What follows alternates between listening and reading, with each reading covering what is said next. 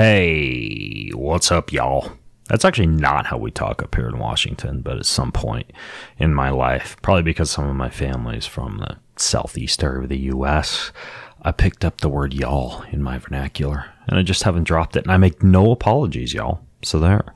Hey, this podcast, like all my podcasts, is brought to you by me, or more specifically, the company I've created called Keon. It is the only place you need to go for mind, body, and spirit balance. I have everything there from the anti-aging serum that I smear on my face every day to the oregano oil that I smear in my mouth when I travel on airplanes or in buses or on subways. The Keon Flex that I don't smear on myself because it's a capsule, but it's the complete shotgun for anti-inflammation when you don't want to pop ibuprofen. Everything is over there, even a bunch of supplements that I didn't design, but that are instead brought to you by some of my trusted partners, like Thorne, for example. You get amazing prices on Thorne products, discounts you aren't going to find anywhere else on everything from things like their prenatal vitamin to their multivitamin to their SGS meal replacement formula that literally heals your gut from the inside out, and a lot more. So everything that I just talked about, you can get over at getkeon.com. That's getkion.com. This podcast is also brought to you by our excellent friends over at Joovv. I'm standing in front of a Joovv light right now. This is a form of what's called photobiomodulation. Photobiomodulation is therapeutic light to do things for your body like enhance muscle recovery, collagen synthesis, skin health, relieve joint pain and inflammation. If you pull down your pants in front of it, guys, you can get increased testosterone and sperm production if you're trying to make little ones. There are so many benefits to these Joovv lights that I simply can't even say them all in the 60 seconds that I've been allotted to say them all. Ultimately, a lot of devices out there simply don't work, but Joovv has FDA-approved electrostatic coated LEDs that have passed rigorous third-party testing for therapeutic light. You can put them on a door, mobile stand, tabletop, travel with them, leaning up against a wall. I have two. I've got one behind me and one in front of me at my stand-up desk, and so I can just flip them on and do photobiomodulation anytime I want. So it's called the Joovv. You spell that Joovv. And to check them out and to get a special bonus that the Joovv team is giving away to all of my listeners, you go to joovv.com/Ben. That's joovv.com/Ben. Now, if you use the code BEN at checkout, they are throwing in a very unique bonus. Go over there to see what I mean. joovv.com/Ben. Outfit yourself with some of these lights. And, let's go talk to Angelo. In this episode of the Ben Greenfield Fitness Show, chocolate for me is a food of the gods. So I don't know if you feel similarly about chocolate, Angelo.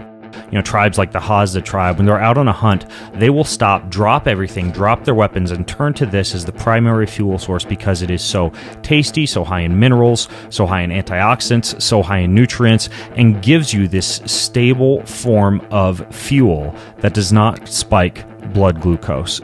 Cacao nibs, coconut flakes, almonds, grass-fed gelatin, organic honey, white chia seeds, sesame seeds, organic pea protein, kaniwa, cocoa butter, sea salt. I mean, you put all this together and it tastes amazing. I mean, I could live on this mix for days at a time. He's an expert in human performance and nutrition. Voted America's top personal trainer and one of the globe's most influential people in health and fitness. His show provides you with everything you need to optimize physical and mental performance. He is Ben Greenfield. Power, speed, mobility, balance. Whatever it is for you, that's the natural movement. Get out there. When you look at all the studies done, studies that have shown the greatest efficacy. All the information you need in one place, right here, right now, on the Ben Greenfield Fitness Podcast.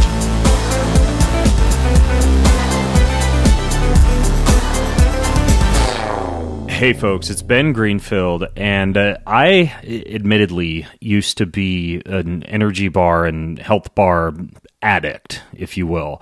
I would consume a good 2 to 3 energy bars an hour on a long bike ride. I would always have some kind of, super satiating, healthy bar tucked away somewhere during a run or in my bag or on a long road trip or an airplane ride. I would often be munching on some kind of a massive forearm-sized protein bar while wandering out of the gym after weightlifting. I mean, I was a guy who ate a lot of these bars. I would be sponsored by bar companies and use a lot of these bars, and everything from my early days nearly 2 decades ago as a bodybuilder to, of course, my days as an Ironman triathlete to even, up to a few years ago, simply my desire and days of traveling and wanting to carry healthy food along with me. And at the same time, despite eating what many in our industry, and especially the lay public, would consider to be a healthy form of packaged fuel, I struggled a lot with constipation and with chronically elevated blood sugar and gut rot and some of the signs and symptoms of excess protein intake, energy level roller coaster rides, toxins and metals and all sorts of strange things showing up in my blood tests.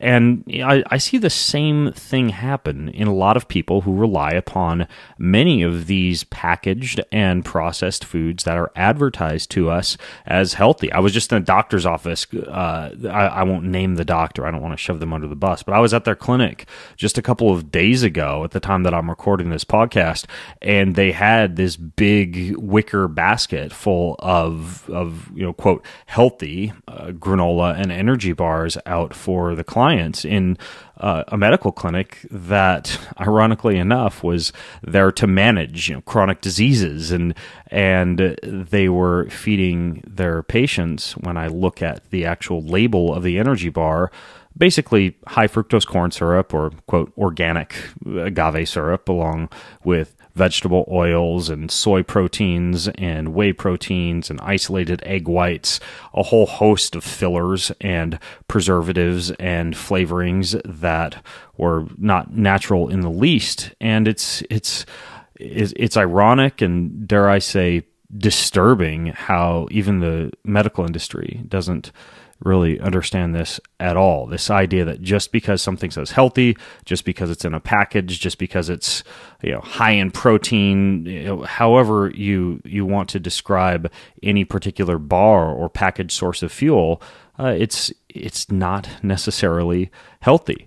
And so what I decided I wanted to do was record kind of like the quintessential podcast, the last resource you would ever need to really wrap your head around how you should be choosing something like a packaged energy source like a bar. Because don't get me wrong, even though I love my kale and my lemons and my wild-caught salmon and my grass-fed beef and my seeds and my nuts and all that real food that is literally upstairs in my refrigerator and my pantry right now, I also recognize the convenience and even the better living through science that can be afforded through packaged foods. They just have to be done the right way, especially bars. And so I want to address that in today's podcast. And I also want to address the logistical component of bars as well, because I've gotten seeds stuck in my teeth during bike rides, and I've had things freeze in my pockets while competing in Spartan races and nearly broken my teeth. I've had things melt into the bars on airplanes and just had a greasy, gooey mess when I open up any bar. And so there are logistical issues as well that I think a lot of people standing in lab coats in these whitewashed laboratories don't really understand when it comes to the bars that they're creating. So we're going to cover all of that on today's show. And rather than me just talking at you, which would potentially be a very boring podcast, I decided to bring back onto the show someone who you don't get to hear from a lot, but who I frankly talk to every single day. This is not only one of my close friends, but one of my dear and trusted business partners, a guy who I've gotten to know in a really close way over the past couple of years. We've spent a lot of time together in my sauna and my hot tub and my cold pool and at his house and at my house and on the phone and Voxer and via email. Literally the guy who I communicate with probably more than just about anyone else these days. Even my wife possibly could be jealous. I'm not sure. But he is the COO and the co-founder of my company, Keon. And his name is Angelo Keeley. You may actually remember him for his incredibly superior beatboxing skills that he displayed on the last podcast that we did, in which he interviewed me about my life and the formation of Keon in general. He is down in Boulder, Colorado right now. I am up in Spokane, Washington right now.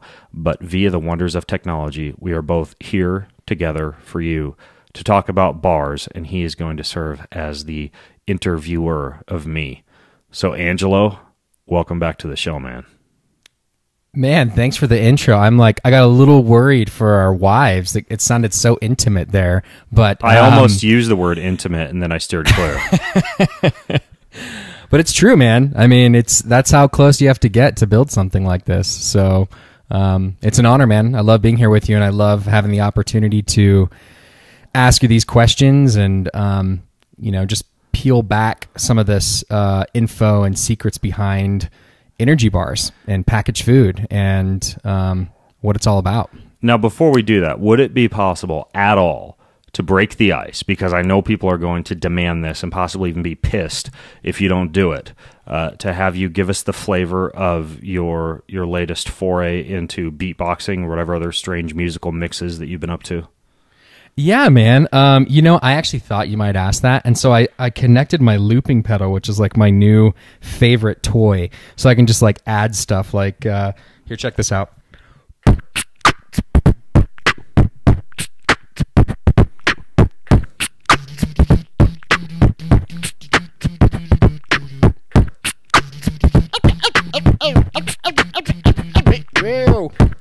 Yeah, I'm on the Van Greenfield show, and I am the COO, and we got the flow, and we about to break it down. What do you think, dude? Holy cow. I was going to go play a C chord on my ukulele, and you just made that sound incredibly boring. That's amazing. What's that called, a looping pedal? Yeah, dude, you should get one. Do you have you have like an output on your acoustic guitar? Oh, yeah, I have a pickup, I have an amp, I have Dude, everything. Get one of these pedals, man. They're like, I'll send you the link. This one's like a Boss RC30. We can put it in the notes too, but man, you should seriously, like, you could just write your own little like bass lines, then play chords on top of it and sing. Like, dude, you would love it. It's so much fun. Send it to me. Not only will I put it in the show notes, but I remember a concert, and I don't go to a lot of concerts, but I went to a concert by, I think it was Howie Day in Hawaii, the last time I was in Hawaii, and he loops a lot, but he's able, as a one man with a guitar, to produce these incredible songs with this looping pedal. And I've always kind of wanted to learn how to use one, so maybe this is my impetus after hearing you throw down that amazing little piece of I don't know what you call it, musical science. Music. I think it's just called music. Musical science. I like it. All right. So anyways, we digress. And folks, don't worry. In the show notes, we'll put a link to pretty much everything that Angelo and I talk about today. But we digress from the topic at hand, energy bars. So where do you want to start? I think we should just start from the top. What is an energy bar? Where did it come from? Okay. Well, I happen to actually in the past couple years, after, of course, as I've already alluded to, researching and taking a much deeper dive into the energy bar industry and what exactly goes on behind the scenes when it comes to formulating and creating and stabilizing and packaging a lot of these bars. I have also looked into the history of these things, and where they came from in the first place is actually very intriguing. They were originally made for, of all folks, astronauts. And it was the Pillsbury Doughboy folks. And they created this thing called the Space food stick. This was back in the 60s. So there was an astronaut named Scott Carpenter, you may have heard of. And he's actually from Boulder. We Really? have a big park there. It's like one of my kids' favorite pools, the Scott Carpenter pool. Oh, no kidding. Well, this dude Yeah. also, he developed these things called space food cubes. Space Food Cubes, which is a great name. You should call your next album, by the way. Child. Space Food Cubes. Yeah. So he and John Glenn were consuming a lot of these foods in space. Now John was consuming a lot of this fruit-flavored drink, Tang, which I actually used to love. My grandma would come and visit me, and she would always have bagels, and she would have fish from Miami, and then she would bring us these canisters of Tang, which I love because my parents wouldn't buy us Tang, but grandma would bring us Tang. And it turns out that John Glenn would drink Tang while in space, and Scott Carpenter would have these small space food cubes that eventually the Pillsbury company, the Pillsbury food engineers, decided to replicate. So Pillsbury in 1970, they filed a trademark for what are called space food sticks, and they completely repackaged them. So this was essentially something that could be preserved and eaten in space, and then they advertised them to consumers as a quote, nutritionally balanced between meal snack. And they were also working on other things like a non-crumbly cake and relish that could be served in slices, almost like Spam, which sounds incredibly disgusting, and meat that needed no refrigeration. I mean, they were kind of like at the forefront of this whole, kind of nasty packaged and processed food industry movement. But it was Pillsbury who filed this trademark for space food sticks. And believe it or not, as the space program kind of faded from government focus for a short period of time, the space food stick also really didn't make it. It faded from the market. People did not want to eat astronaut food. And energy bars. Who would have known that astronauts would have been such a small demographic, huh? Hey, when I was a kid, I would have loved to have eaten what the astronauts ate. I feel like if Pillsbury would have advertised these or done the marketing in a slightly different manner, that they probably could have crushed it with space food sticks. Who knows? Maybe that's that's what Olympians around the world would be consuming. But it really wasn't until the 80s, the late 80s, about 1986, when this guy named Brian Maxwell, who was a marathoner, he was a marathoner from Canada, he founded this company that a lot of folks who are listening in have probably heard of before, and it was PowerBar. So he claimed to be creating this perfect energy bar to help athletes survive long-distance events without running out of glycogen or storage carbohydrate. And they began by handing this out to marathoners after races. And eventually, this was in 2000, so about 15 years later, after building PowerBar, they sold to Nestle for $375 million. And that was the very first big energy company, was PowerBar. And I actually used to eat a lot of PowerBars, peanut butter PowerBar, despite nearly breaking my teeth and probably causing extreme hypertrophy of my jaw muscles, was one of my go-to sources of energy for a very long period of time. And after they sold to Nestle, a host of different energy bar and processed healthy food marketing companies popped up, Cliff Bar and Muscle Milk, and today it's about a $9 to $10 billion industry. Unfortunately, primarily comprised of a bunch of chemical cocktails neatly packaged in plastic that's shiny and that they advertise to kids, but that are full of a host of nasty compounds that we'll kind of get into and take a deeper look at. But ultimately, it moved from space food sticks to PowerBar, and then like Cliff Bar and Muscle Milk and all these other companies kind of popped up. So you just mentioned this, like full of like nasty stuff, and I mean there's a reputation, right, for packaged foods having a whole list of ingredients that people don't understand. But specifically in the world of energy bars, what stands out? Well, I don't want to be the food babe, right? Like don't get me wrong. She's been on my podcast. I forget. Do you remember the food babe's name? I don't. It's unfortunate when you have a moniker like the food babe, everyone forgets your actual real name. because the Food Babe is such a sexy title. But anyways, the Food Babe was on my show, and I've talked to her before at conferences, and she has this rule that if a third grader can't pronounce it, you shouldn't eat it. And I think that's a silly rule. Don't get me wrong. I'm not in that camp. I think that methylcobalamin and hydroxyvitamin D and a lot of these components that we find added to foods as actual beneficial vitamins and nutrients and ingredients are not necessarily bad for it. I don't think that just because you can't pronounce it that it's bad for you. But at the same time, we do see a host of chemical cocktails, even in these bars that are marketed as healthy or as gluten-free or as low sugar or as anything else that we've come to know as the marketing spiel that people toss onto the packages of their energy bars. So what I did was, over the past couple of years, as I kind of began down the path of wanting to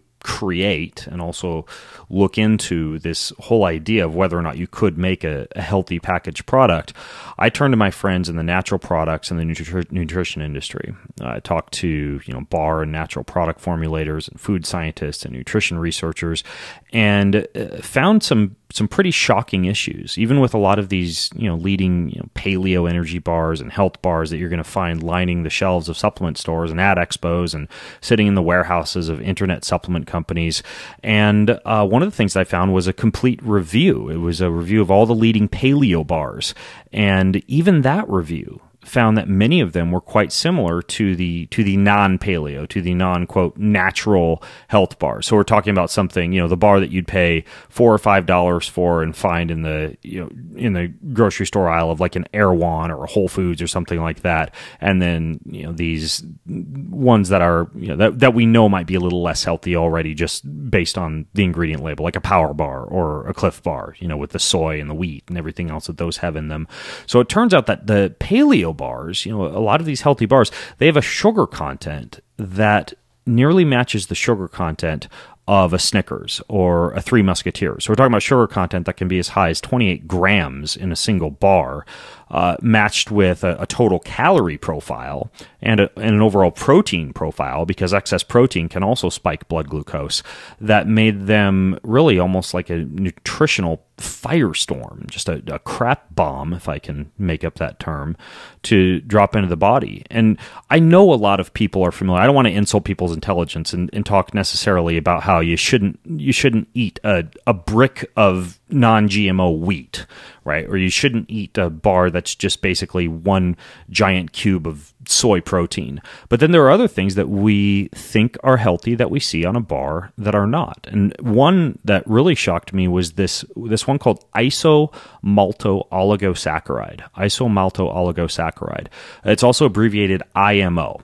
And in an era of ketogenic infatuation and a lot of low-carb products, this is an ingredient that you see quite a bit. It's promoted as a prebiotic dietary fiber.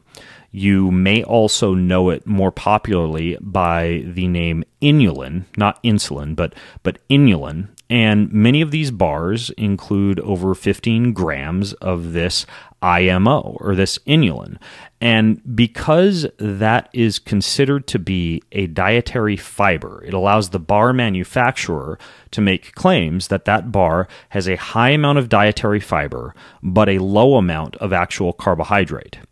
Now, there are a host of problems with this claim, and I wouldn't be bringing this up unless this were an ingredient in probably, I would estimate, about 70 to 80% of especially the healthier brands that I see out there. So first of all, IMO syrup, which is what it is, it's not natural as the bar label claims. Commercially available IMO syrup is enzymatically synthesized from starch. So basically, you begin with starch and you break it into these smaller glucose units that are linked together with chemical bonds, and they actually have to use chemicals for this entire extraction and enzymatic process. And again, I don't necessarily think that chemicals in and of themselves, by being a chemical, are bad. A lot of multivitamins will use chemical processes to generate some of the ingredients in a multivitamin, but to say that it's 100% natural, in my opinion, is false advertising. in addition to that, it's advertised, and this is probably even an even bigger issue. Let's say all those chemicals are healthy and your body's just going to be just fine with them. But IMO syrup is advertised as a completely undigestible dietary fiber, meaning like kale, for example, the actual net amount of carbohydrate that enters into your body that would wind up spiking your blood sugar, in the case of a bunch of vegetables, is pretty nil. And the same is claimed of IMO syrup. But there have been studies, and we can link to them in the show notes, that use a digestive modeling system. And what they do is they look at how much of this IMO actually gets hydrolyzed as it goes through your gut, how much goes through the small intestine, how much reaches the colon intact. And it turns out that a huge amount of it is in fact digested and is in fact absorbed and is in fact metabolized, resulting in a spike of blood glucose levels from something like an IMO up to about 136, and to put that in perspective, healthy blood glucose levels, generally you're going to look at like 80 to 90. And a spike that high is similar to something you get from a freaking candy bar. But manufacturers are allowed to say that IMO is calorie free and that IMO is a low sugar, non-concerning dietary fiber that you can simply add and don't even need to list the carbohydrate content for, but it does in fact result in about 3 calories per gram of IMO that they add to these bars, and it does indeed allow for a big, significant spike in blood glucose and insulin upon consumption of one of these high fiber, quote, low carb, unquote, energy bars. So that was one shocking issue. I mean, have you seen inulin as an ingredient on bars before, Angelo? Yeah, I mean, I've seen it on tons of bars, and I just wondered, like, what is it? Why is it there? And I guess it's a syrup. It helps it stick together. Right. Well, it's there as a syrup to help it stick together, but even more importantly, inulin allows you to get that mouthfeel and even allows you to get that syrupy sweet flavor, but then you can mislead the customer by telling them that it's a low-carb product or that's a non-blood glucose spiking product when in fact it is not. And especially when you combine that with the very high amounts of protein that you often also find in these bars, and protein is not bad, but excess protein, and especially excess protein from, like soy protein isolate, for example. That's basically processed soy leftovers. The process of isolating soy protein leaves behind hexane, it leaves behind aluminum, it leaves behind high concentration of what are called trypsin inhibitors, which block the digestion of the actual plant protein. We see soy, 90% of it's genetically modified anyways, which, there's the research goes back and forth about whether that's an issue, but I personally just try to steer clear of this stuff. But you look at the ingredient label of a lot of energy bars, and it's either soy protein isolate or whey protein isolate. And very similar to soy protein isolate, a lot of people will look at whey protein isolate and think that it's healthy, but there are a great number of people who have an immune response or an allergenic response to whey. They get brain fog, or they get digestive issues, or they get gas, or they get bloating after eating one of these energy bars that's primarily proteinated with soy protein or whey protein. Their blood sugar spikes from the inulin that they're getting along with that, and it just creates this chemical cocktail in the body that people don't realize they're getting, because all they're looking for is to ensure that the bar does not have, back to the food babe, a whole bunch of ingredients you can't pronounce. But in fact, there's a lot of stuff that can fly under the radar that you can be consuming, or that you can be feeding to your kids at their soccer game or their, or their tennis match or wherever, that you're not aware of. Yikes, man. So, like, what are the options then, basically?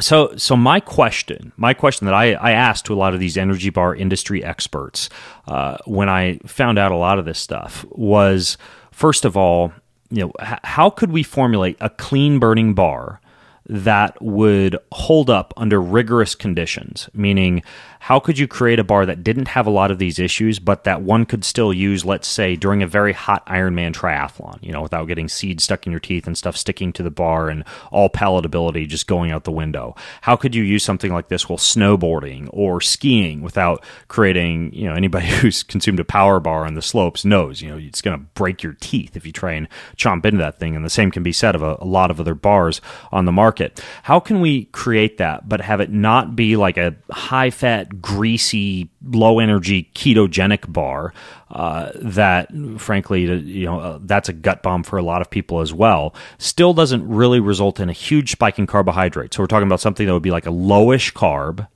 relatively high fat in terms of good fats, especially Mediterranean style fats that a lot of people can process much better than high amounts of saturated fats. Enough protein to support amino acids and neurotransmitters and repair and recovery, but no dairy, no soy, no whey protein isolate, no soy protein isolate, especially none of this IMO or this insulin, but a very clean and hypoallergenic profile. I did not want gut assailants, right? Lectins are one big issue, gluten, saponins, a lot of these plant defense mechanisms that you get from bars that have plant proteins in them. That's another thing that I did not want in an energy bar. Yes on minerals. Yes, on electrolytes. You, in my opinion, especially if you are an athlete or an exercise enthusiast wanting to use an energy bar, must have those in the bar. You don't want to buy a bar and have to sprinkle sea salt on it to get it to the profile that you actually desire. Bar that's not going to cause energy bar constipation. I mean, I have, pardon the expression, shat out of a straw during many periods of my life when I've relied upon a lot of these packaged foods just because they don't have adequate fiber in them, but at the same time, I don't want a bunch of IMO, blood spiking carbs in there as well. So, that's another difficult barrier to overcome from a formulatory standpoint. Enough carbohydrate, right, to allow for liver glycogen restoration and muscle glycogen restoration and appetite satiety without an actual blood sugar spiking effect. In my opinion, that's another thing that one should be looking for in an energy bar, especially if you are an active person. I'm not talking about a complete carbohydrate bomb, but I'm talking about, very similar to my own diet, right? Like I don't not eat carbohydrates. I eat what is called a cyclic ketogenic diet. I maintain a very high level of fat burning, a very high level of ketone throughput during the entire day, and towards the end of the day, will eat carbs generally ad libitum, and I get much better hormone stabilization, much better joint health, far better workouts the next day, especially for glycolytically demanding workouts. But I don't get that same that same carbohydrate spike as I'd get if I were eating carbs the entire day, eating sugar and starches the entire day. I want an energy bar that can give me that same type of ability, right? Be able to almost have my cake and eat it too from a carbohydrate standpoint. And then finally, in my opinion, taste is huge, right? I would rather, and I realize some people don't care about this because they consider their packaged food to simply be functional science to achieve a physiological end. I personally I'm a foodie. Like, I want stuff to taste good. I like peanut butter and chocolate gelato, and I like ribeye steaks, and I like sweet potato fries with a wonderful ketchup and maybe a stone mustard. And I like things that have good mouthfeel, that have a good crunch, that have a good kind of gooey chewiness, that don't just dissolve in your mouth and disappear, but something that actually tastes good, because that's an important part of satiety as well. I don't want to eat an energy bar and feel like I need to eat two more because either it didn't fill me up or my neurotransmitters such as dopamine were not satisfied by it, or it just tasted so freaking crappy. I got to go find something else to eat to wash it down with, which I've done that before in airports, for example. I've bought an energy bar that I know doesn't taste all that good, and then I've bought a chocolate bar to sandwich the energy bar in. Right, so you almost make a chocolate bar energy bar sandwich so that the energy bar actually tastes good. So there's all these things that I want in an energy bar. So that's what I brought to formulators to actually ask them and to see if something like this would even be possible to create. To make the perfect energy bar, basically. So walk us through the steps then. Like, where did you go with this request, and then really trying to break it down? Like, what was the first thing you looked at? First thing is the elephant in the room, in my opinion. That's preservatives, right? How do you create an energy bar that's actually going to be shelf stable? Because you can go, and you've probably seen these before at grocery stores, right? There's certain energy bars that will be in the refrigerator, kind of like Ezekiel sprouted bread is in the refrigerator because it's minimal in preservatives, but you got to keep it in the refrigerator or the freezer because it'll go bad otherwise. That doesn't work for me. when I'm traveling, when I'm on airplanes, when I want to purchase bars and have them in my pantry. And if I forget they're there and 4, 5, 6 months later I want to have some, I can still have that bar and not have it go bad. So how do you minimize chemical preservatives without requiring for a bar to be refrigerated or frozen, which is inconvenient in my opinion, but still allow it to be shelf stable?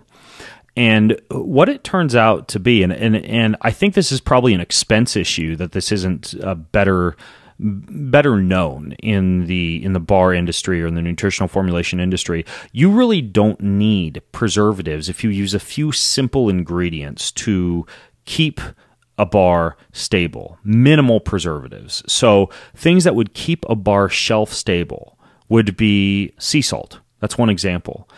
Chia seeds and other vitamin E or what would be considered antioxidant contributors like almonds, tocopherols, which is a family of natural vitamin E compounds that you can find in foods like nuts or fish or leafy green vegetables. Sea salt, I mentioned that. It's a classic preservative. Humans have used it for thousands of years to preserve food. Almonds are very dense in terms of their tocopherol content, their vitamin E content. Both of those are natural preservatives due to their antioxidant effects. Chia seeds, same thing. Overwhelming antioxidant stores and some other nutritional benefits I can get into later that allow them to hold up extremely well. I mean, you can have a jar of natural chia seeds in your pantry for 2 to 3 years and it doesn't go bad because of the endogenous antioxidants. Even when you look at gelatin, which is incredibly nourishing for the skin and the joint and the gut, that's also very stable over years, and it's something that you can add as a source to an energy bar without necessarily needing a whole bunch of preservatives. So to keep a bar healthy and shelf stable with minimal preservatives, it simply comes down to adding a lot of these natural antioxidants as well as protein contributors and natural fat contributors and electrolyte contributors that allow you to achieve multiple effects. I can get into some of the benefits of some of these compounds in a little bit, but ultimately the cool thing is that if you use real clean food in a bar and you select the kind of real clean food that is also shelf stable due to its high antioxidant content, you can have a healthy bar with a very minimal amount of preservatives. What seems most bizarre and surprising to me is that all these things taste good too. Like they would go well together. So it's like the industry goes to all these extents to create these kind of weird, like super concocted flavors when you could just use real foods and they themselves are both taste good and they serve as preservatives. Yeah, I mean, admittedly, it's slightly more expensive to do. Anytime you use real food, anytime that I decide I'm going to get a grass-fed sausage from elk and make that with one of my wife's homemade sourdough loaves and use an organic ketchup and some heirloom tomatoes, it's going to be more expensive than a corn dog. It just is. But at the same time, real food has a host of benefits that I think far outweigh any savings that you're going to get by cutting costs and adding chemical preservatives. So that was really the first thing that I wanted to do was use natural preservatives. And along the same lines, I wanted natural protein that was not going to be hyperallergenic, protein that was not going to create excess spikes in insulin, protein that wasn't going to introduce GMO ingredients like a soy protein or like a wheat-based protein. So the next thing that I turned to was the actual protein issue. My goal when I have an energy bar is not necessarily for it to be a high protein bar. I mean, there's a lot of people now who are aware that excess protein can produce excess insulin and potentially induce accelerated aging due to the spike in mTOR and the longevity issues you can get from excess protein intake. It's why I personally, only eat meat a few times a week and I eat a lot of vegetables and a lot of fats in between. But I'm careful with protein. More protein is not better, basically. But it turns out that you can get a lot of good amino acid precursors, neurotransmitter precursors, the type of satiety that you would want from a bar without necessarily adding some of these protein culprits, such as the popular whey protein isolate or soy protein isolate. One example would be gelatin. Gelatin, it's incredibly gut nourishing. You get it from bone broth, for example, and it turns out that you can get ample amounts of gelatin into a bar, the equivalent of about a half cup of bone broth into a bar, which is great for the gut, great for the joints, great for the muscles. And so I found gelatin from grass-fed cows that could be added to a bar. It's highly bioavailable. You get a full spectrum of what are called long-chain amino acids, which serve as the building block for connective tissues like bones and cartilage and skin and tendons. And that's one thing, very simple protein that can be added to energy bars that you find very few and far between when it comes to gelatin being an actual component in a bar.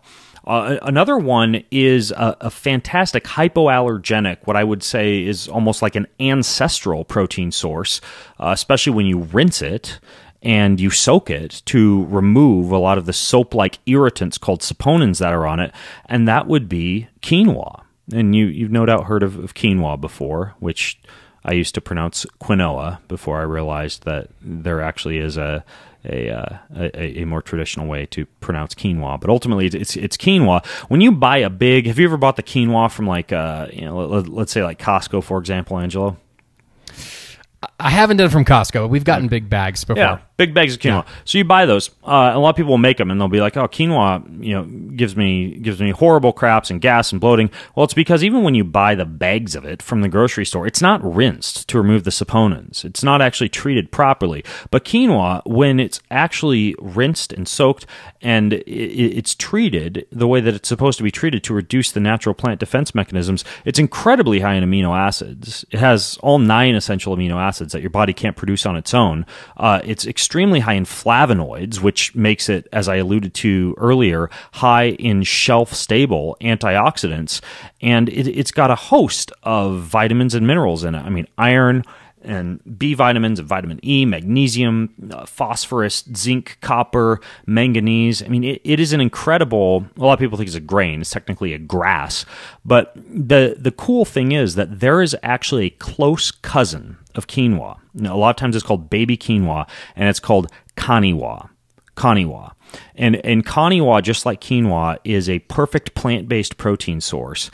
But whereas quinoa has these small seed grains that are usually red or dark brown or white, the kaniwa, because it has slightly higher antioxidants in it, it's usually dark red or it's brown, but it has this delicious, like crunchy, nutty flavor with this slight amount of natural sweetness. So quinoa, it's kind of fluffy and it's soft. Kaniwa is different. It's more like crunchy, kind of pops in your mouth. So it gives you this amazing mouthfeel along with all of the amino acid benefits that you get from a quinoa.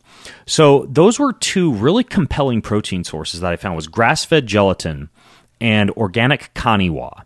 Now, in terms of getting a really good full spectrum of proteins, because as many vegans or vegetarians well know, it can be difficult to get all the amino acids that you need when you're not eating meat, right? Like having a ribeye steak is pretty convenient when it comes to getting all the protein that you need.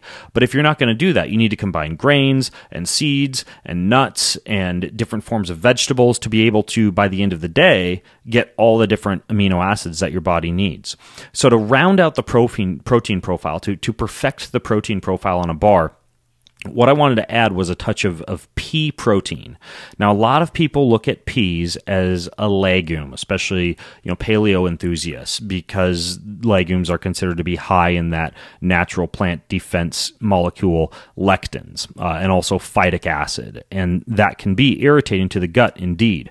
But it turns out that using a hydrolysis process, you can extract the actual protein from the peas, get none of the gut irritating compounds that come along with them, and make what I would consider to be like a paleo plant-based protein, meaning allergen-free, unlike whey or soy, still high in a very unique array of amino acids. The amino acid profile of pea protein is incredible. It's got huge amounts of lysine and arginine and branched-chain amino acids and natural enzymes that help your body to actually digest those, a host of vitamins and minerals and nutrients. You put those 3 together, gelatin and kaniwa, and also the pea protein, specifically a hydrolyzed pea protein isolate, and you have the perfect amount of bioavailable protein in an energy bar with none of the allergens and minimal preservatives and this amazing mouthfeel and crunchy, nutty flavor. So that essentially is how you create the perfect protein. And I've never seen those three combined together, but it is an amazing amino acid profile when you get all three of those, in the same room, so to speak.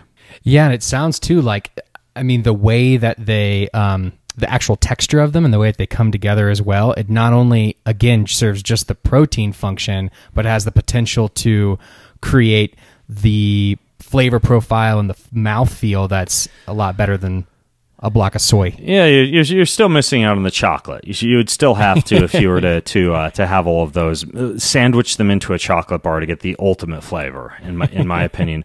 But so what about chocolate? Yeah, that's what I did next. Serve anything? You got to have fat. I don't like the greasy ketogenic gut bombs, but I do like me a little bit of fat, not only for that chocolatey flavor, but of course so that you get a more stable glycemic response. You get that mouthfeel, you get the satiety, and you get that I want to sandwich my energy bar into dark chocolate bar type of flavor. So when it comes to fat, again, I want stuff that can be super duper easily digested but taste amazing. And so the first fat source that I looked into was something called a white chia seed. A white chia seed. A lot of people see the black or the dark gray chia seeds. Now, the white chia seeds come from a plant called the Salvia hispanica plant. Now, chia seeds in general, a lot of people are familiar with these as a term that's overused, but that is still appropriate in this sense, a superfood. Right, so chia seed has a protein content of about 25%, dietary fiber that's not like the IMO syrup dietary fiber because it doesn't spike the blood sugar in the same way. That's about 30%, and it also contains a ton of omega-3 fatty acids, similar to what you get from like a fish oil, vitamins and minerals and antioxidants, very nutrient dense. The Aztec warriors would munch on chia seeds to give them energy and endurance, and they would claim that a single spoonful of chia could sustain them for 24 hours. It's actually what chia means in the Mayan language. That's what it comes from. It means strength. So it was also known as the runner's food because they would give them to runners and to warriors who were fighting a long battle or who were running long distances. And chia seeds have an incredible amount of research behind them for promoting healthy skin and reducing signs of aging and supporting the heart and the digestive system and building stronger bones and muscles. Recently they've been linked to the management of diabetic symptoms when they soak in the juices of your digestive system, and this is kind of a 1-2 combo with this, along with the half bone broth cup full of gelatin. They coat the lining of the stomach. They serve as a gut nourishing compound, which is incredible for anybody who has gut issues, but especially during physical activity. If you can eat a bar that kind of settles down the gut because of this white chia seed content, then it's kind of a bonus to the bar. So white chia seeds were the first fat source that I looked into. That's actually like kind of one of my biggest concerns too, is like indigestion sometimes from eating bars. And so this idea of like it coating my stomach is awesome. Yeah, and that combined with some of the natural enzymes that you get from the pea protein isolate, and so you actually do not need to consume something like a digestive enzyme supplement along with your bar, or even say like eat the bar in very small chunks. I used to do this during my triathlons or marathons. You could only eat like a sixth of the bar at a time because otherwise your gut would just flip. I want to be able to just like, if I need to, open a bar, slam the whole thing, and just keep going. And so the chia seeds and the gelatin, along with the pea protein isolate, afford you the ability to be able to do that. Now, I mentioned how a source of tocopherols and vitamin E, so that you can make a bar shelf stable, are almonds. And almonds, of course, a lot of people are familiar with as being, very high in monosaturated or monounsaturated Mediterranean fats, high in antioxidants, and of course they're just tasty. They have this nice crunchy texture. They're very high in oleic acid. Your cell membranes, specifically your nerve sheaths, the myelin sheaths, they're composed primarily of oleic acid and DHA. About 30% of the myelin sheaths are oleic acid. That's why I recommend people who want to optimize their nerves consume a lot of Mediterranean fats, such as almonds or almond oil, along with extra virgin olive oil. So you get really good, healthy nervous system support from almonds. But then, of course, everything else from the antioxidants to the cognitive performance benefits to the blood flow to the flavor. So white chia seeds combined with almonds from a nut standpoint is what I went with. But we still didn't address the elephant in the room, and that would be how much chocolatey goodness can you squeeze into one single energy bar. I'm personally a fiend for chocolate. We go to ice cream, and my kids will get like strawberry sorbet or lemon sorbet or whatever, bubblegum flavored gelato. And to me, that's just a bastardization of the ice cream shop, because if the ice cream does not have chocolate in it, in my opinion, it's just a waste of time. It's a waste of time. It's got to be chocolate peanut butter. Or I had when I was in, where was I? I was in Venice Beach a few days ago, and I had cherry chocolate bacon ice cream, which was just mind-blowing. And the chocolate for me is a food of the gods. It's a food of the gods. So I don't know if you feel similarly about chocolate, Angela. Oh, man, I could not feel more similarly. I was going to ask you, how was the gelato in Sardinia? It was okay. I don't think that one of the things that confer longevity to the Sardinians is their gelato, because I've had amazing gelato in Rome. Some of the best gelato in the world is actually just outside Vatican City in Rome. And even when I was in Estonia a few weeks ago, I had wonderful, wonderful gelato. Europe has fantastic gelato, but Sardinia in general did not seem to have the gelato thing down quite like the rest of Italy, unfortunately. There are other good things. Oh, well. Great wine and good rosemary. Anyways, though, so with chocolate, what I began with looking into for an energy bar was what is called chocolate liqueur. Chocolate liqueur. You may have, if you've ever had a chocolate martini at a fancy cocktail bar, had the opportunity and the pleasure to experience a chocolate liqueur. It's a low-processed chocolate. It's about half part cocoa butter and half part cocoa solids. And it's far lower in sugar, despite the moniker liquor. It's far lower in sugar than other commercial forms of chocolate. So it's a way to get chocolate into a bar without spiking the sugar content of the bar. And then the next thing I wanted was a little bit of saturated fat. Like my own diet is about 10 to 15% saturated fat, and the rest is monounsaturated fats, more Mediterranean fats. So I added a touch of cocoa butter, which gives you like this healthy, energy stabilizing saturated fats, and then a little bit of extra antioxidants for the natural preservative effect, and for even more chocolate with a cocoa powder. So I've got chocolate liqueur, cocoa butter and cocoa solids, cocoa powder, and then I moved on to one of my favorite superfoods of all time. This is kind of a second superfood in addition to the white chia seeds, and that is cocoa nibs. I actually just I keep a big bag in the freezer, and I sprinkle them on my smoothie every morning. Cocoa nibs are, in my opinion, they're one of the lesser implemented superfoods that a lot of people are really missing out on when it comes to enjoying an incredibly important part of dopamine and chocolate, and that's the cocoa nibs. They're enormously high in fiber, so a single ounce of them have a whopping 9 grams of fiber. They have tons of antioxidants. They have boatloads of magnesium, 64 milligrams of magnesium in 1 ounce of cocoa nibs.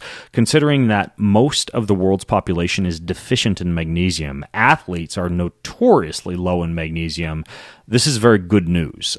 More potassium per ounce cacao nibs have than a freaking banana.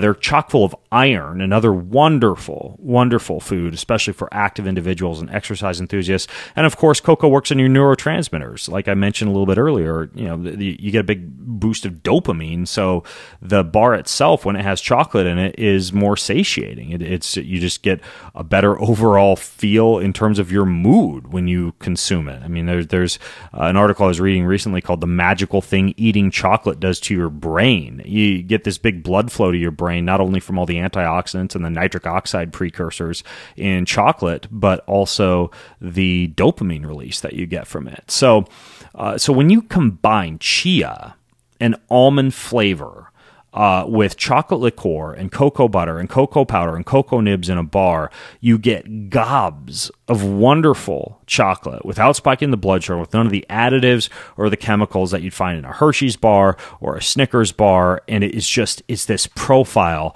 that's mind-blowing when it comes to mixing these different types of chocolate together. And I would be remiss not to talk about chocolate without mentioning what I feel is very similar to like turkey and cranberry, or or mint and lamb, or peanut butter and jelly. And that would be the combination of chocolate and, Angela, I'll let you hazard a guess as to the food that I think pairs perfectly with chocolate. Coconut. That's what it is for me. It's coconut. It's coconut. So coconut flakes, very nutritious, very rich in fiber, high in vitamins, high in minerals. Once thought of as being, high in saturated fats, but we all know it's different than fats. It's different than saturated fats. Coconut, particularly like a coconut meat or coconut flake or coconut oil, very rich source of medium chain triglycerides. So medium chain triglycerides, those don't circulate in your bloodstream or need to pass through the normal digestive process to be converted into energy. Instead, they're sent straight to the liver, where they are converted into energy and also result in the throughput of ketone bodies. So this is a way, coconuts, especially in a bar, are a way to enhance the ketogenic effect of a bar and to give you a really slow release, stable form of fuel that doesn't require the same amount of digestion as, say, like a nice marbly cut of meat or, like wild-caught fish with the skin on it. All of that is great, but when you're on the go, especially if you're exercising, you want something that's going to be burnt right away and wind up in your body as ketones and fat-based energy without needing to pass through the normal digestive process. So it was very difficult for me to find a pure and clean source of coconut flakes, but I was able to figure out that piece as well. And so that is essentially, from a fat standpoint, how you make a healthy, high-fat, low-carbohydrate bar with no greasiness, no need to add a gooey chocolate coating on the outside, which a lot of these bars do. That kind of flabbergasts me. Folks will make like a healthy energy bar and then just coat it in sugar-based chocolate to make it taste good. You don't need to do that if you use these ingredients. And frankly, the combination of white chia seeds, almonds, chocolate liqueur, a good cocoa butter, cocoa powder, cocoa nibs, and then finally a clean source of coconut flakes. I mean, the mouthfeel and the flavor from this is just absolutely amazing. So that is how I created almost like a hedonistic flavor. Amazing. You said the elephant in the room was preservatives, though, but when you start building up like all this flavor, I'm still wondering, but it's got to be sweet somehow. Mm-hmm. And I read the back of labels, and it's, there's obviously all of the artificial sweeteners, which I want to stay away from, but there's cane sugar and there's high fructose corn syrup. Organic agave syrup, which is essentially completed purely through a chemical process and results in this unnatural fructose-glucose profile that's just horrible for you. And it shocks me that still flies under the radar as far as common knowledge when it comes to agave. But yeah, I mean, I don't eat just like raw. I mean, I do eat cocoa nibs. But other than that, I mean, they have to be a little sweet. Right. So, how do you get it sweet? Well, there's one energy source that my children grab when they come in the door from school just about every day, and I watch them eat gobs of this stuff, and I really don't care, A, because they're kids and their metabolism is high anyways, and B, because the nutrient profile, along with a flavor profile and the effect on the immune system in terms of a positive modulatory effect on the immune system of this particular sweetener is something that I think makes it, again, almost like a superfood. As a matter of fact, you look at these persistence hunters or tribes like the Hotseat tribe, when they're out on a hunt, they will stop, drop everything, drop their weapons, and turn to this as the primary fuel source because it is so tasty, so high in minerals, so high in antioxidants, so high in nutrients, and gives you this stable form of fuel that does not spike blood glucose. So that fuel is, drumroll please, organic honey. And I can sense the global sharp drawing in of breath at the mention of honey because of the amount to which fructose has been vilified as evil. And I am very well aware of that.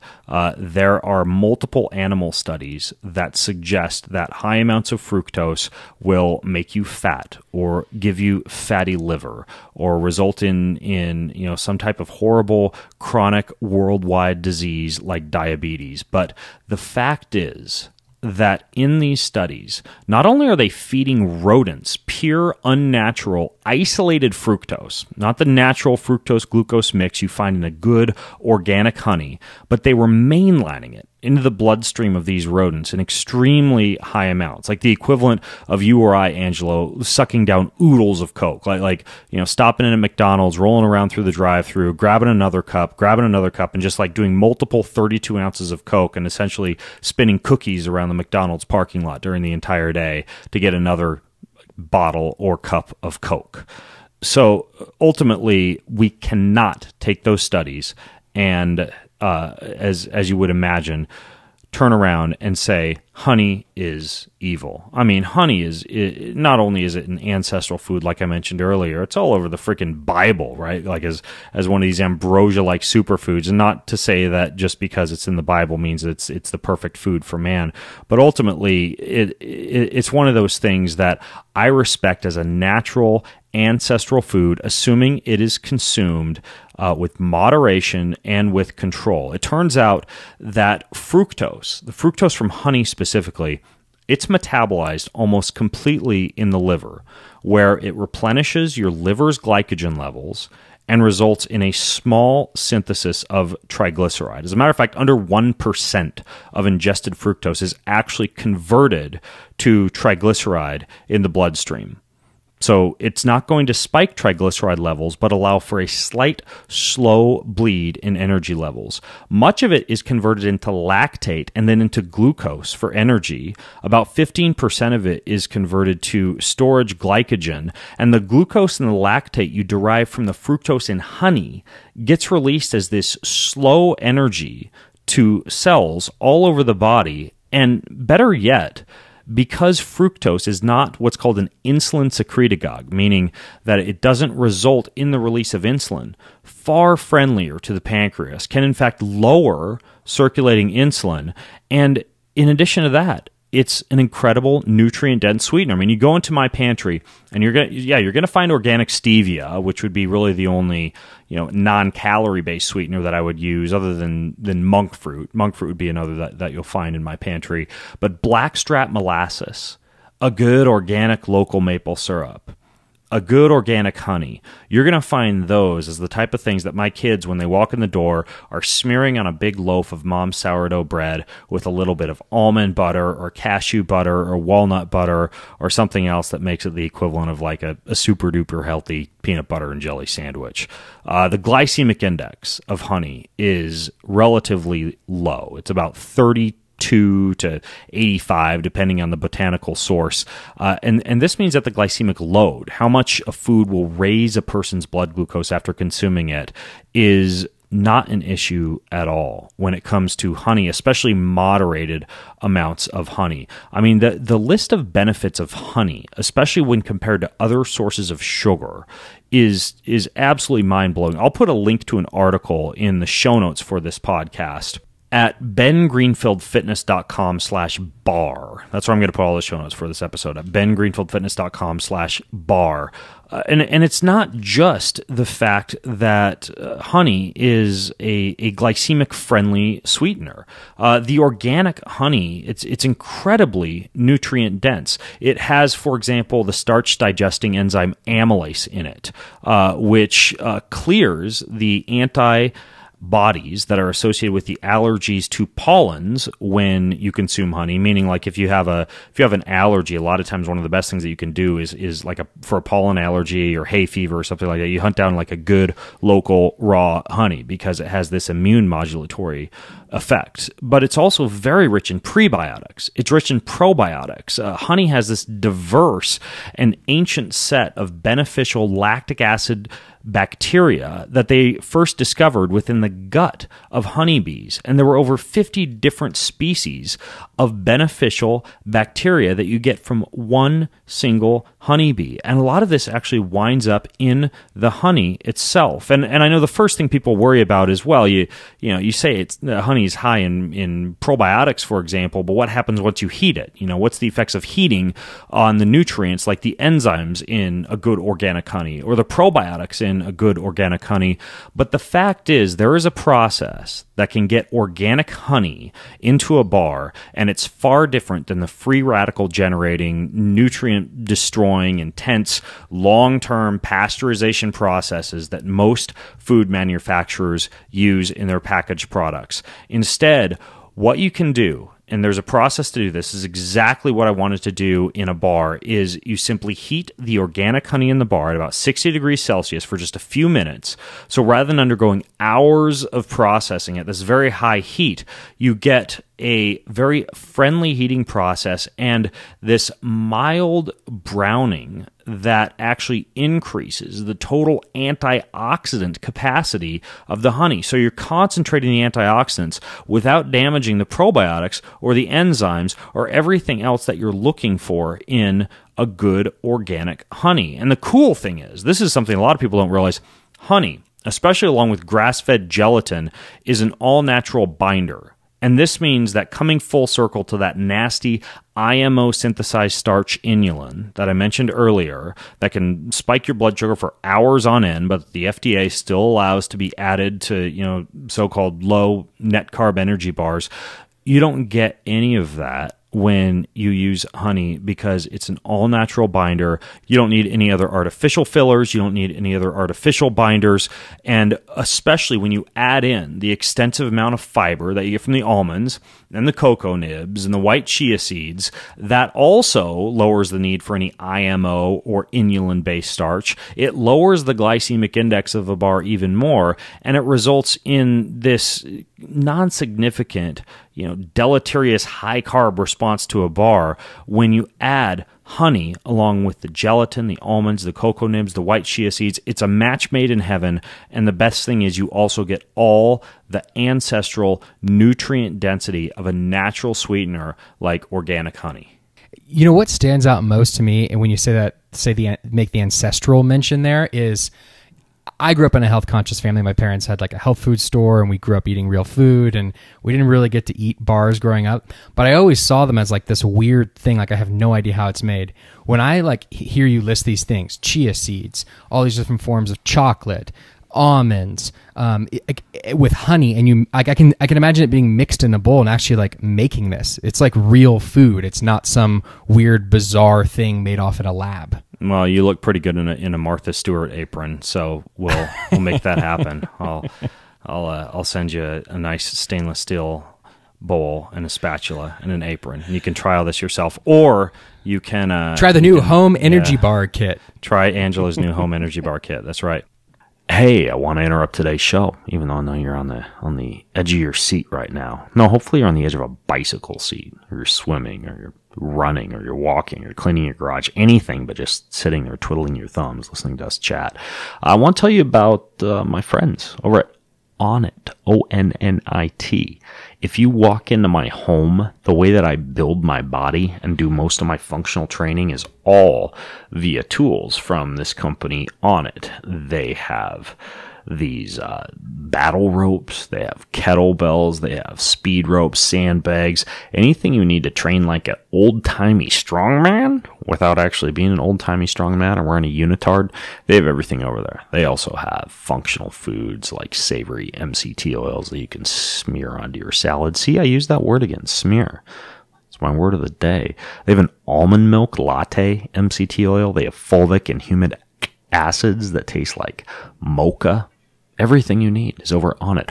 BenGreenfieldFitness.com/ONNIT gets you an insty 10% off your purchase at BenGreenfieldFitness.com/ONNIT, ONNIT. This podcast is also brought to you by gluten.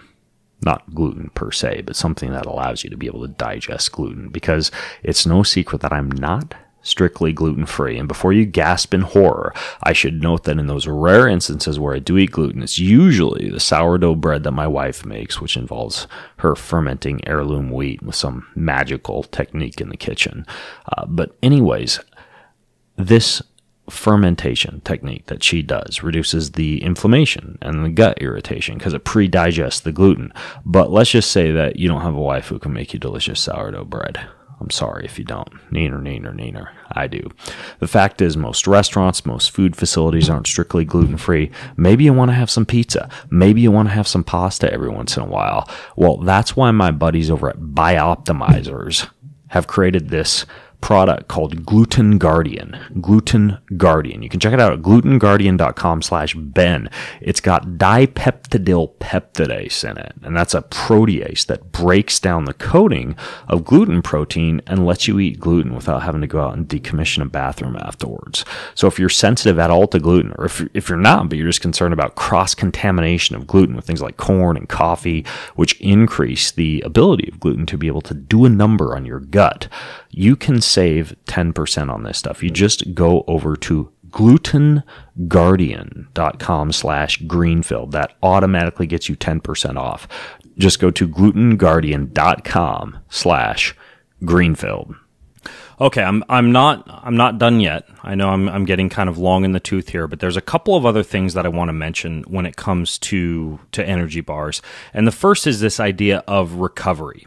And this is something that I know some people are aware of and potentially worried about, and that would be this idea that antioxidants, especially concentrated amounts of synthetic antioxidants, because I talked about how chia seeds and almonds and cacao nibs and everything else have these natural preserving and frankly recovery enhancing antioxidants, but a lot of people are concerned about blunting the physiological response to strength training, or blunting the hormetic response to exercise, which frankly a very high intake of synthetic antioxidants like vitamin C or vitamin E can do.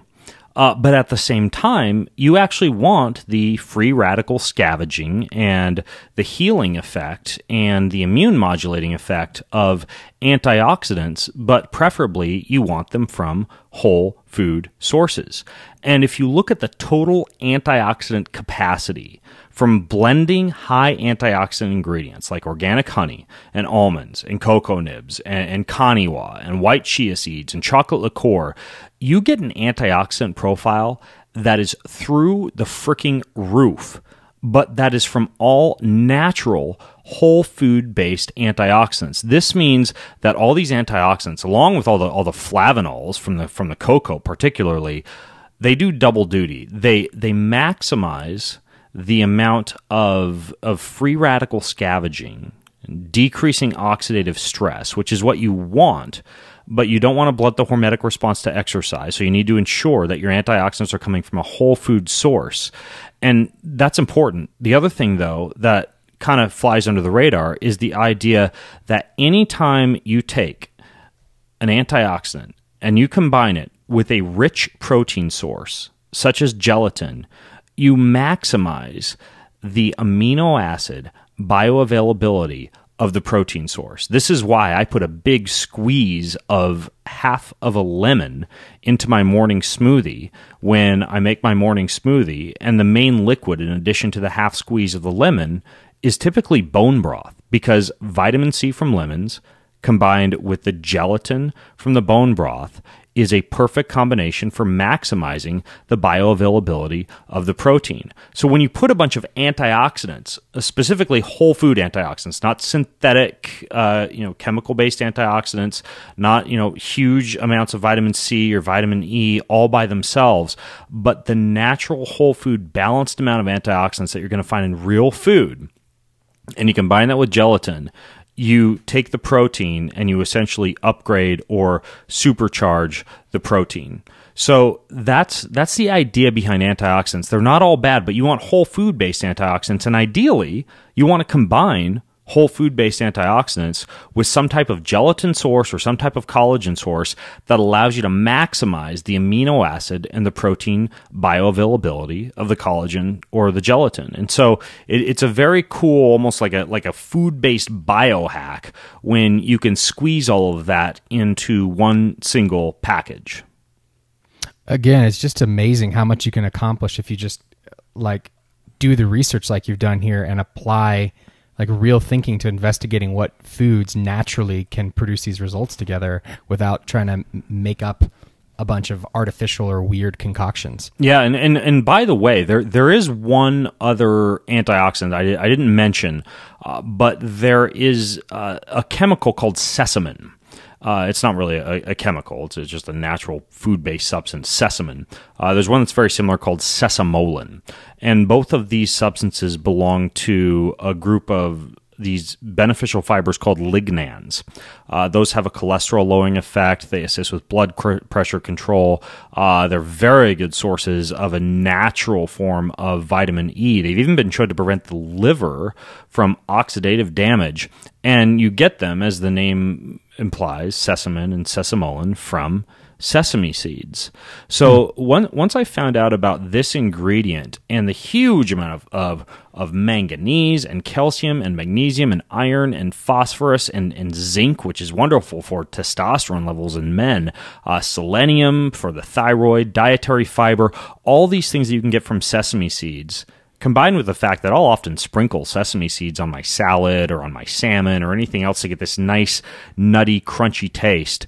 I put sesame seeds in there, and when you combine those, especially with the kaniwa, you get this amazing mouthfeel and crunch that kind of takes all the cacao nibs and the kaniwa and shoves it to the roof even more when it comes to this wonderful, wonderful mouthfeel. So sesame seeds are something I hadn't really seen much before in an energy bar, but they really round out the antioxidant profile and the mouthfeel profile really, really nicely.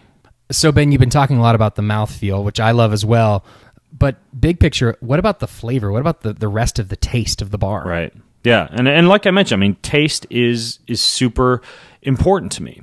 And I want taste without, any of the arsenic laced brown rice syrup and the chemical cocktail of organic agave syrup. I don't want acetylsulfame-potassium. I don't want sucralose. A lot of people think stevia tastes bitter. I mean, about 30% of people don't get a sweet taste out of stevia. They get a bitter taste out of stevia. I don't want any of the gas or the bloating-inducing sugar alcohols because, you see, especially in the low-carb industry, erythritol and mannitol and sorbitol and xylitol and lactitol and maltitol.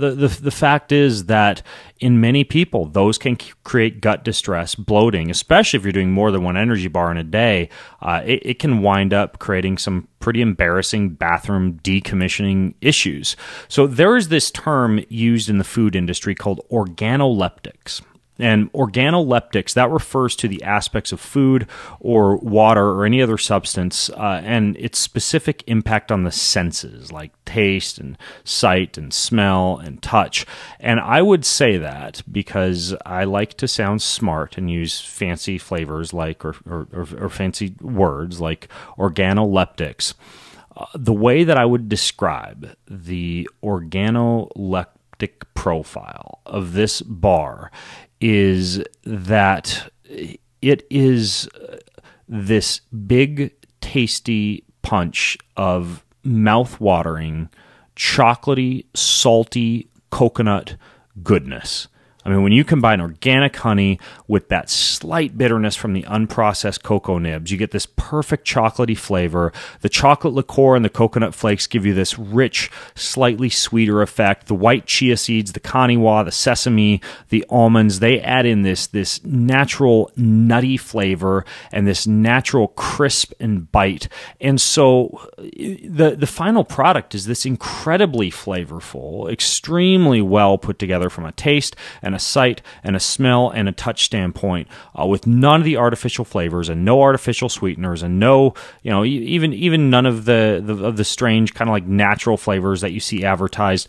None of the crap that gets hidden in these so-called healthy energy bars, but the taste is frigging delicious. I mean, I give this mix to my kids. I've given it to a ton of my friends now. I mean, a lot of people are aware. I've been kind of beta testing all the ingredients and figuring out how they would all fit into like this perfect energy bar.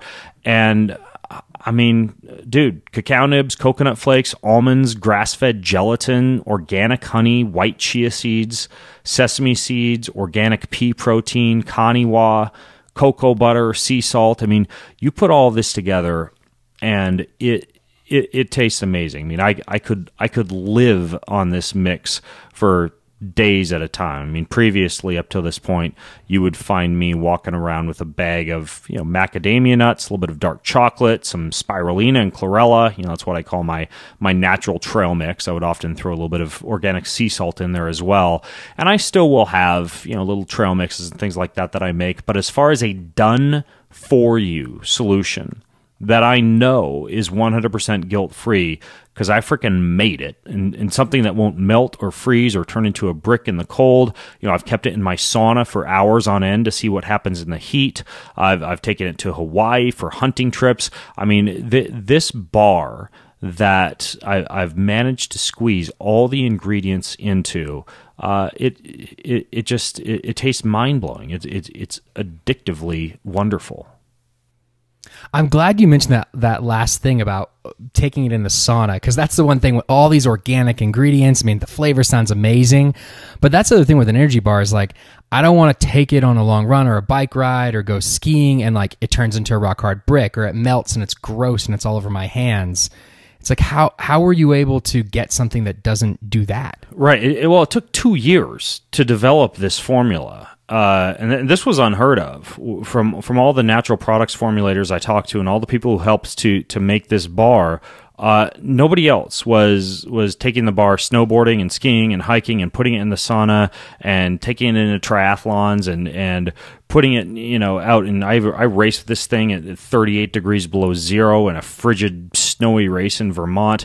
I mean, I refined and I tweaked and I tested this thing because I've like I mentioned at the beginning of this show, I've used a lot of energy bars, and I've found that even the ones that taste good and have a clean profile from an ingredient standpoint, they just haven't been frickin' field tested by people who want to live an adventurous life, and by exercise enthusiasts, and by people who want to slip it into their bike jersey without getting this big, greasy, gooey pile, and people who want a bar that's not going to crumble on impact or fall apart or freeze or melt or create any other frustrating scenario that results in this giant annoying mess when all you want is clean packaged energy. So yeah, I mean, I annoyed a lot of people in the creation of this particular ingredient blend because I kept testing it over and over and over again. But after 2 years of researching and testing and formulating and tasting and blending together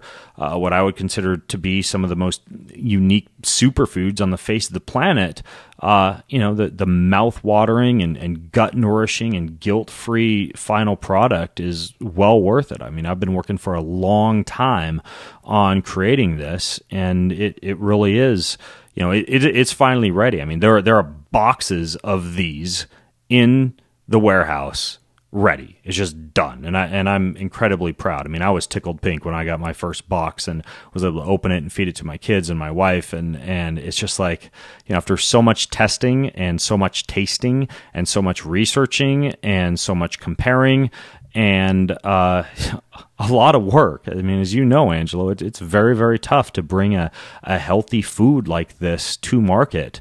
I mean, it's ready. It's done. I mean, if people are listening in right now, they can taste this thing for themselves. And just speaking from, an operations and a marketing perspective, trying to create this and back it up, it has been really one of the most rigorous experiences that I've been through because of your standards, Ben. And I just want to thank you for, again, like I said, I came from a health background, and all of our team, and we all want to eat well, and we all have that value.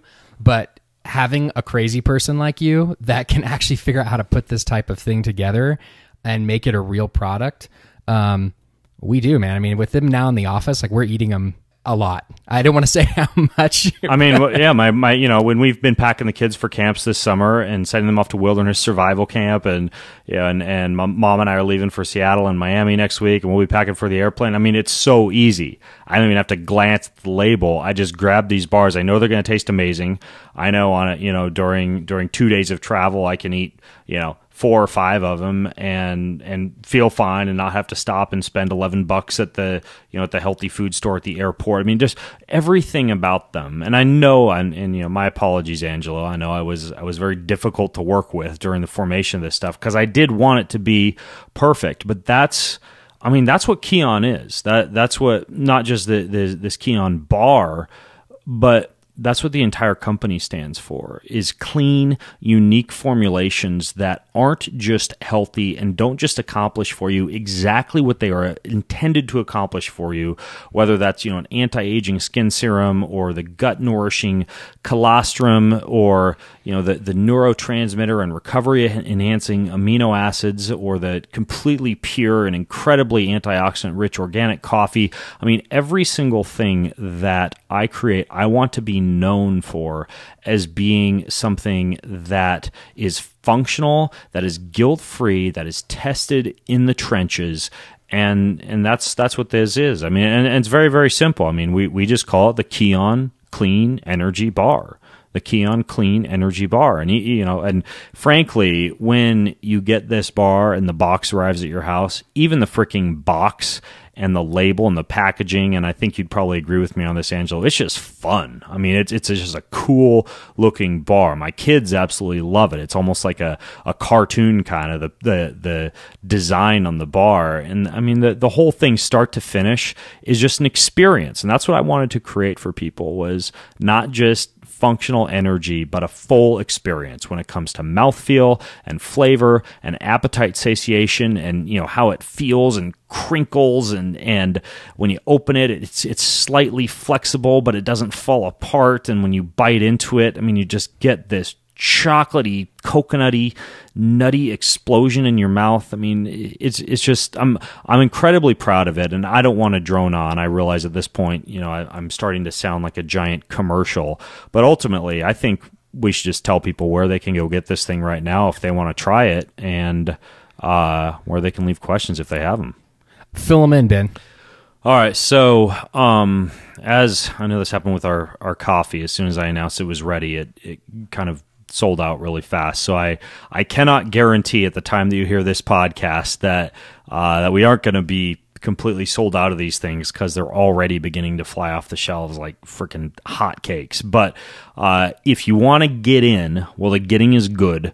The URL is getkion.com/bar. So Kion is Kion, as in it's all based around the concept of ki, life force, energy, chakra, prana, this idea that there is this invisible life force that surges through all of us, and this bar definitely feeds that life force. You're gonna feel wonderful after you eat it, because it's clean, no gut bomb, wonderful flavor. But it's getkion.com/bar, getkion.com/bar. And again, if you want the show notes and all the research and all that jazz, and you don't just want to grab some chocolatey nutty goodness, but you're a nerd and you want to read all the research, just go to bengreenfieldfitness.com/bar. bengreenfieldfitness.com/bar if you want any of that stuff, from the research on chia seeds or raw honey or cacao nibs or anything like that, because I really do stand by the actual studies behind the products that I create. But if you just want to grab the bar and start chomping away on it, go to getkion.com/bar, getkion.com/bar. We're launching with a pretty significant 20% discount on these. You can get 6 boxes, you can get 3 boxes, you can get 1 box. There's discounts on any of those options. But ultimately, head over there, grab a bar, getkion.com/bar. You can leave the comments. If you have comments on this particular show, as usual, show notes, bengreenfieldfitness.com/bar. We have an incredible customer service team standing by via both phone and email if you need it. And that's right there on the bar page at getkion.com/bar. So there's your 2 URLs. For the show notes, go to bengreenfieldfitness.com/bar, where there will also be a link to the bar, or to just grab the bar and get started on it, go to getkion.com/bar. That's getkion.com/bar. And dude, Angela, I mean, that's everything I wanted to cover as far as energy bars go, unless you have even more questions for me. No, man, that was amazing. So fun. I want to come back. I want to do this again for more products and more science, and just hear you break it all down. I am happy to have you interview me. We probably don't do this enough, like actually have me interviewed about these products that I create, because I'm so busy interviewing other people that I'm probably remiss on being interviewed myself on my own show. But yeah, we should do it more. We could do it more. If you guys want me to get interviewed more about this kind of stuff, just leave a comment at bengreenfieldfitness.com/bar, and I can tell you guys about the colostrum formulation, the amino acids formulation. I mean, if you like to geek out on this stuff, just let me know. I don't want my podcast to turn into like a commercial for my products. That's my fear. But if this is helpful for you just from a pure knowledge standpoint, let me know and I'll make it happen. I do have a request for you though, Angelo. Let's do it, man. What is it? And that would be can you either loop or beatbox this podcast to a grand finale?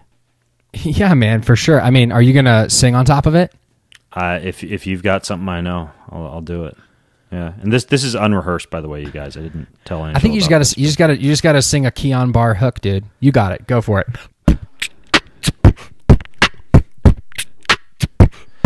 It's big, tasty punch. You know what I forgot, dude? What? It's not gonna work because we're not like synced time wise. That's true. Why don't you just do something? I was gonna take us out. It's starting to sound all right. All right, here we go.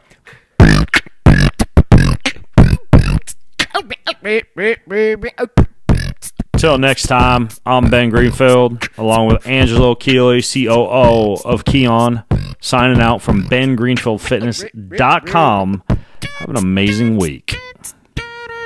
All right, editor, have fun with that one. You've been listening to the Ben Greenfield Fitness Podcast.